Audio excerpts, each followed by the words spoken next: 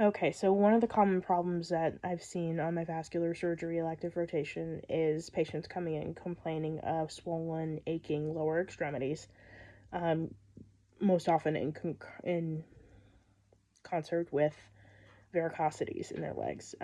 Arterial disease has been ruled out, so the next step we do is an ultrasound for venous insufficiency. So I've chosen to do my counseling session on a patient with venous insufficiency. All right, so we've gotten the results back from the ultrasound of your legs. It looks like the valves in both the deeper and the superficial venous systems, so the blood returning in your legs, it looks like the valves are still working. Um, so, no ablation is required, so this is probably just small vein disease. Now that we've ruled out greater vein disease in the deeper and superficial systems. So this is not a life or limb threatening disease. It can be painful and worrisome to have, though. So insurance requires us to start with just conservative management before we look into more invasive procedures. So my medical assistant already today measured you for compression stockings.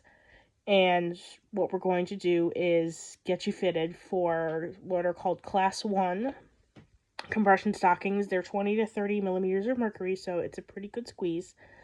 Insurance, before they'll pay for anything more invasive like sclerotherapy, requires you to wear them daily for 3 months.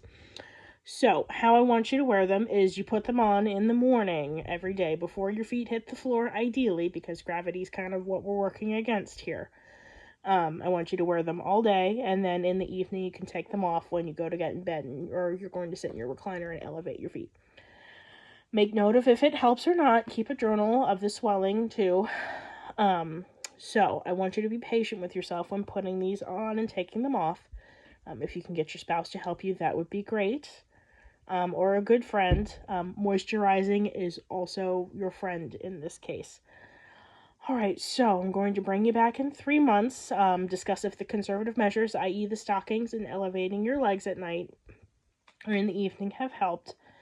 Alright, so the next step after this is something called sclerotherapy. So sclerotherapy is when we do little injections in your legs of an irritating substance, normally concentrated saline, something called hypertonic saline, or a sclera or polydocanol.